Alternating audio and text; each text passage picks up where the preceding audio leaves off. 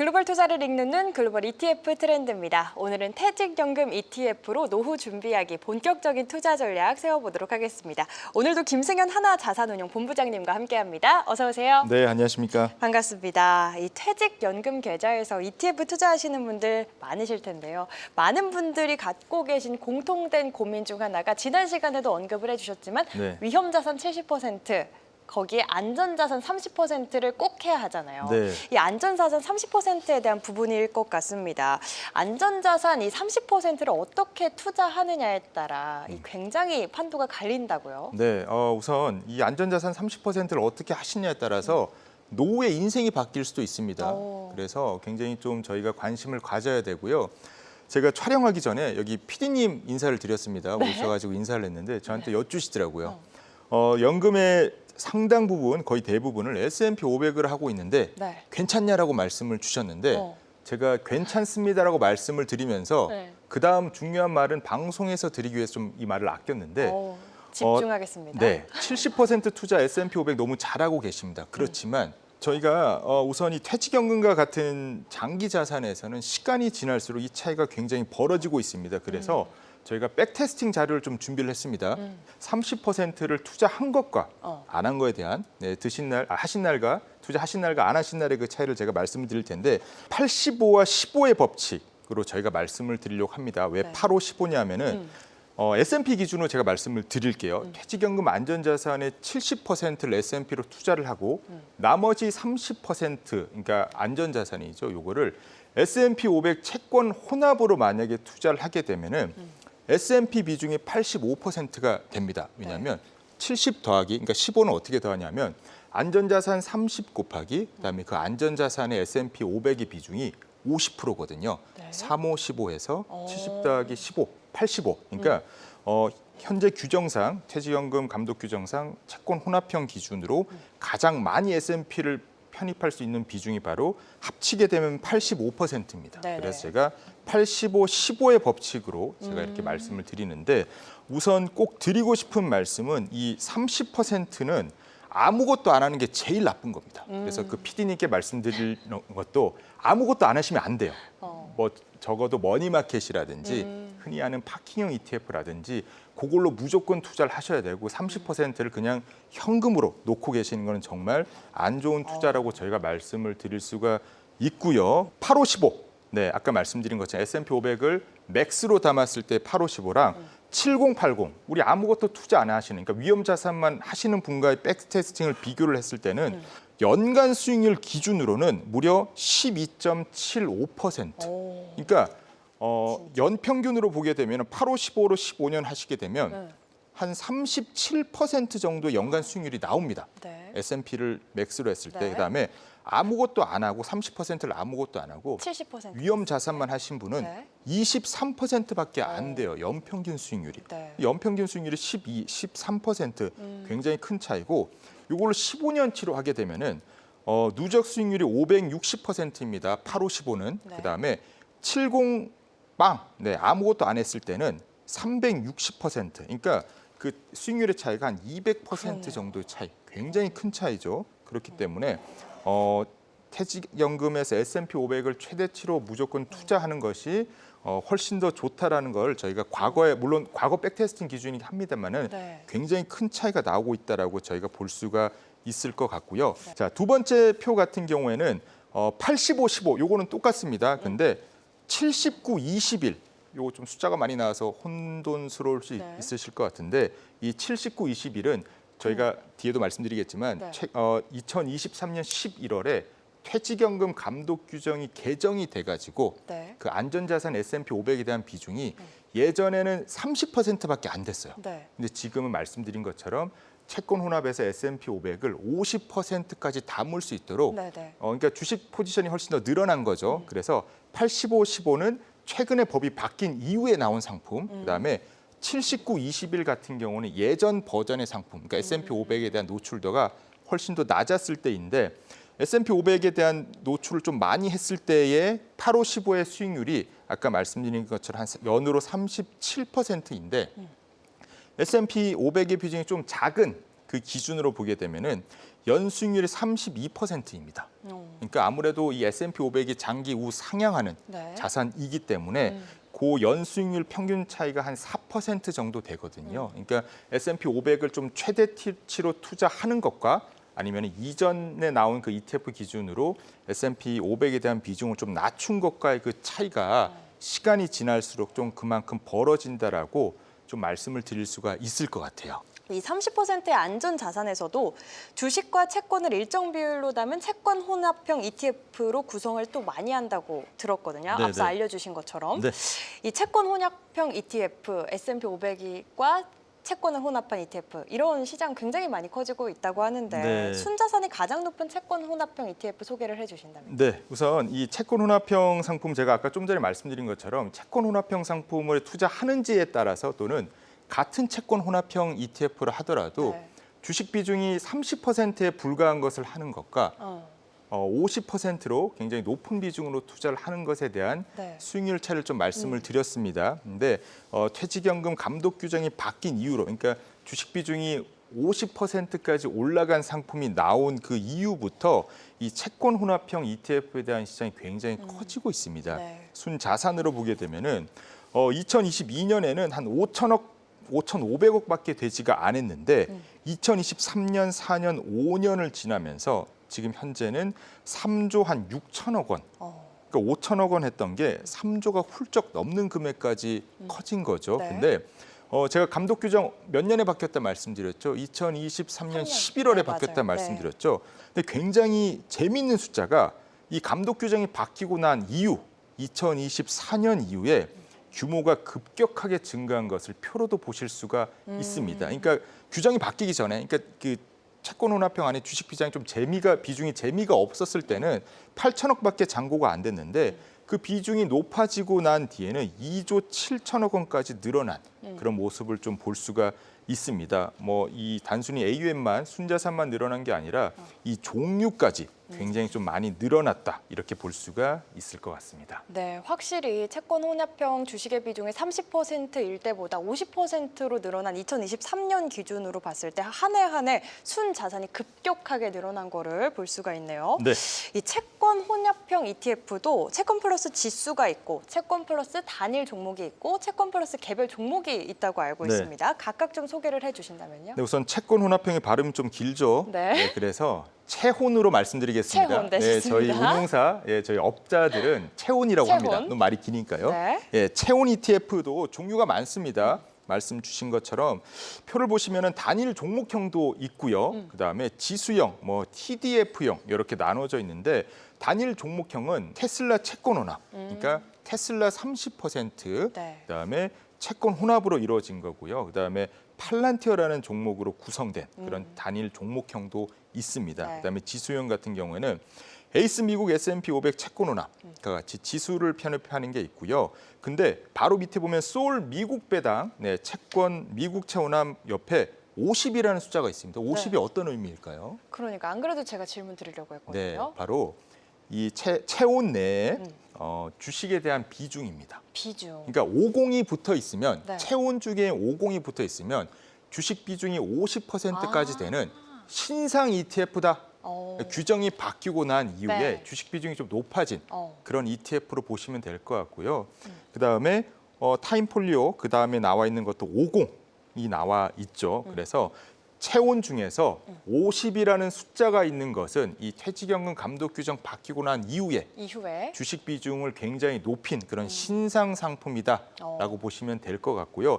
그러면은 이 50이 없는 에이스 미국 S&P 500 채운 같은 경우에는 주식 비중이 30%. 제가 아까 말씀드렸죠. 초반에 이 30% 또는 50%에 대한 차이가 굉장히 나중에 시간이 지나면 커진다라고 말씀을 드린 것처럼 좀 더 주식 비중이 좀 더 높은 상품을 만약에 선택하시게 되면 변동성은 조금 더 높아질 수 있습니다만 장기적인 성과에 미치는 영향은 좀 더 긍정적이다라고 보시면 될 것 같고 네. 표 오른쪽에 보시면 이 주식 비중이라는 게 또 나와 있습니다. 저희가 종목명이 나와 있습니다만 팁을 드렸습니다만 주식 비중이라는 표를 또 추가를 했는데요.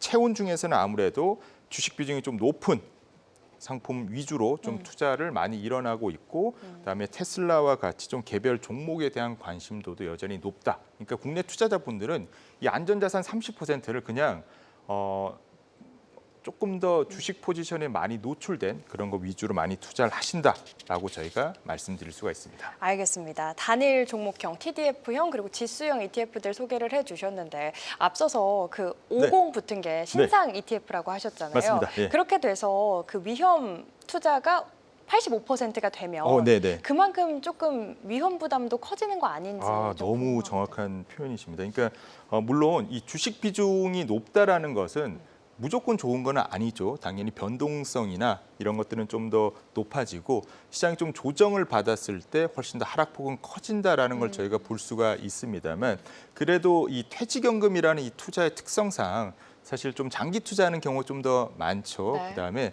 이 채권혼합 채용 같은 경우에는 일부는 한 50%는 주식이지만 나머지 50%는 또 채권형 자산에 좀 더 가치 투자를 하기 때문에 좀 안전성을 좀 유지하는 그런 측면도 있습니다. 그래서 주식 비중이 높다라는 것 자체는 변동성이 높아지는 것도 있습니다만 그래도 저희가 기대 수익률이 훨씬 더 높아진다는 측면도 함께 가지고 있기 때문에 그런 측면 투자에 대한 그런 것들 좀 고려를 하셔서 나는 그래도 한 30년 정도 30년 투자해야 돼. 지금 주식 비중 너무 심심해 하는 분들한테는 이 신상 50 채운 ETF를 저희가 좀 더 권해드리고 있습니다. 네, 알겠습니다. 뭐 S&P 500 같은 경우는 길게 봤을 때, 뭐 30년 정도로 봤을 땐 항상 우상향 해왔기 때문에 길게 봤을 때는 그렇게 위험하지는 않다. 그렇게 위험하지 않다라는 표현보다는 충분히 감내하면서 투자를 할 만한 상품이다라고 저희가 볼 수 있을 것 같고 어떻게 표현드리냐면 이 S&P 500은 제 아들 계좌에도 충분히 전액을 투자하고도 남을 만큼의 그런 뭐 지수 또는 ETF라고 보고 있습니다. 알겠습니다. 이 채권 혼합형 ETF 뒤에 50이 붙은 신상 ETF들 조금 주목을 해봐야 할 것 같습니다. 퇴직연금 ETF로 좀 특징적인 상품이 있다면 어떤 상품이 있을지도 궁금해지는데요. 네, 저희가 아까 50 신상 50 좀 말씀드렸는데 이 규정, 이 퇴직연금 규정을 좀 변경된 그런 상품이 바로 원큐 미국 S&P 500 미국채 혼합 50 액티브 ETF. 50이 붙었네요. 네, 50이 붙었죠. 이제 조금 더 익숙하시죠? 네, 50이 붙었다는 거 말 자체가 이 최근에 이 감독 규정이 좀 변경된 걸 반영한 그런 ETF로 볼 수 있고 S&P 500에 대한 비중이 50%다. 기존에 뭐 예전에 나온 ETF 같은 경우 채운 ETF는 S&P 채운은 30%에 불과하지만은 지금 50%이기 때문에 주식 비중 S&P에 대한 비중이 기존 30 대비해서 한 1.7배 정도 증가했다라고 저희가 또 볼 수가 있을 것 같습니다. 그래서 신규 상장하는 원큐 미국 S&P 500 미국채 혼합 50 액티브 ETF에 대해서 좀 말씀을 드리면 이제는 뭐 익숙하실 것 같아요. S&P 500 50 반반이죠. 단기국채 50 반반 ETF입니다. 그래서 S&P 500과 미국 단기채에 5050 투자할 수 있는 그런 효과이고요. 퇴직연금 안전자산 30%에 투자를 할 수 있다는 의미 자체가 결국은 퇴직연금 계좌에서 100%까지 다 투자 가능하다는 그런 의미입니다. 왜냐하면 이 상품은 위험자산이 아니라 안전자산이기 때문에 그래서 이 안전자산 30%를 좀 더 좀 공격적으로 주식 비중을 높여서 하는 분한테도 좋은데 은근히 주변에 나 투자는 처음인데 뭘 해야 될지 모르겠어. 하나의 ETF만 좀 골라줘라고 하는 분들 좀 계시더라고요. 그런 분들한테는 바로 요 ETF를 저희가 추천해드리고 있습니다. 왜냐하면 S&P 500을 50% 담고 있기 때문에 주식이 상승할 때 한 반 정도는 따라가죠. 그리고 나머지 50%는 미국 단기채 투자이기 때문에 이게 한 일드가 쿠폰이라 하죠. 채권에서 나오는 쿠폰이 연에서 한 연 4% 정도는 나옵니다. 그래서 S&P 500의 주식에 대한 성과는 따라가면서 채권의 그런 안정성까지 같이 추구할 수 있기 때문에 안전자산 30%뿐만 아니라 정말 나 투자 처음인데 한번 해보고 싶어 하는 분들한테도 추천할 만한 그런 ETF라고 생각합니다. 미국 S&P 미국채 혼합 50 액티브 ETF 같은 경우 안정성과 수익성을 함께 가져가자라는 ETF인 것 같은데 그럼에도 조금 주의해야 할 점은 있을 것 같아요. 이것도 종목명이 좀 길죠. 그래서 이거는 저희가 반반 ETF라고 반반 ETF 하도록 하겠습니다. 원큐 반반 ETF 맞습니다. 원큐 반반 ETF. 유의할 부분도 당연히 있습니다. 제가 중간중간에 말씀드리긴 했습니다만은 S&P 500의 변동성에는 좀 노출이 되어 있습니다. 왜냐하면 S&P 500을 50%를 담기 때문에 네. S&P 주가가 오르면은 당연히 뭐 NAB도 주가도 올라갑니다만은 S&P 500이 빠질 때는 당연히 한 반 정도는 노출된다라는 측면이 좀 있기 때문에 네. 그런 변동성에는 노출되어 있다라고 말씀을 드릴 수가 있을 것 같고요. 그다음에 요 상품이 또 달러 노출이 돼 있는 상품입니다. 그래서 환율이 뭐 오르면 좋지만은 환율이 좀 빠질 때는 어느 정도 환에 대한 손실도 나올 수 있다라는 게 좀 단점 또는 저희가 유의해야 되는 상황이라고 저희가 볼 수 있는데 투자라는 게 아시다시피 그렇죠. 원금 손실 가능성은 늘 가지고 있는 맞아요. 거거든요. 그래서 원금 손실이 정말 싫다 하는 분은 예금을 하시면 되고요. 맞아요. 그래도 이런 과거의 합리적인 데이터 또는 이 경제 상황들을 봤을 때 기대 수익과 위험에 어느 정도의 좀 균형을 맞춘 상품에 대한 합리적인 투자를 하시는 분한테는 저는 이 상품 굉장히 좋은 대안, 반반 ETF는 좋은 대안이 될 거라 생각하고 있습니다. 네, 모든 투자가 그렇듯이 하이 리스크 하이 리턴이다 보니까 네네. 이 S&P 변동성 유의하시고 달러 동향 잘 체크하시면서 하실 분들은 투자하시면 좋을 것 같습니다. 최근 이 3040 직장인들 사이에서는 네. TDF 투자가 또 활발해지고 있다고요. 퇴직 연금에서 활용하기 좋다고 또 알려져 있는데 TDF는 초창기에 펀드로 출시가 됐었잖아요. 네네. TDF 펀드와 TDF ETF의 차이도 궁금하거든요. 네, 우선 TDF는 이렇게 펀드로 많이 좀 활용은 됐었는데 네. 최근에 ETF에 대한 활용도가 좀 증가하다 보니까 TDF를 상장한 그런 ETF로도 많이 좀 나오고 있습니다. 그래서 가장 큰 차이는 역시나 이 투자 저희는 그냥 비클이라고 얘기를 하는데 껍데기라는 거죠. 공모 펀드로 하는 것과 그다음에 펀드를 상장한 ETF로 하는 것과의 그런 차이가 좀 있다라고 보시면 될 것 같고요. 본질적인 차이는 사실 거의 크지가 않습니다. 그래서 좀 더 그렇지만 TDF, ETF는 상장이 돼 있는 상품이기 때문에 상장, 비상장에 좀 차이가 있다라고 좀 보고 있고요.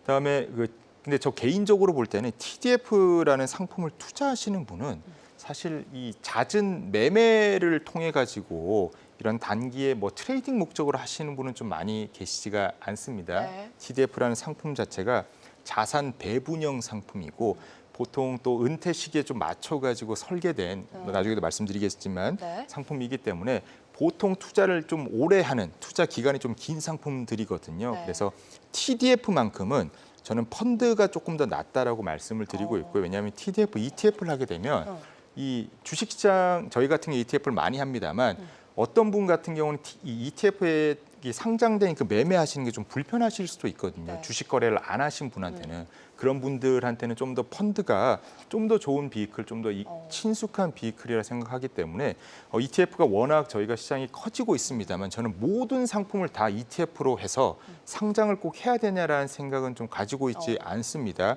TDF와 같이 자산 배분형 상품, 그다음에 잦은 매매보다는 좀 장기 투자하시는 그런 상품 같은 경우에는 상장시킨 TDF, ETF보다는 펀드로 하시는 게 조금 더 맞지 않나, 좀 더 적합하지 않나라고 좀 생각하고 있습니다. 네, 앞서서 이 채권 혼합형, 채온형 ETF 네. 뒤에 붙는 숫자는 네. 이제 비중이라고 하셨잖아요. 네. 50%. 맞습니다. 근데 이 TDF, ETF 뒤에도 숫자가 붙더라고요. 맞습니다. 이 숫자는 어떤 건지도 궁금해지고. 네, TDF, ETF뿐만 아니라 뭐 TDF는 전부 다 뒤에 숫자가 붙죠. 이 뒤에 있는 숫자는 바로 저희가 은퇴하는 연도입니다. 아, 내가 은퇴하는 맞습니다. 연도. 만약에 제가 TDF를 선택한다, 15년 뒤다 하면은 2040을 선택할 것 같아요.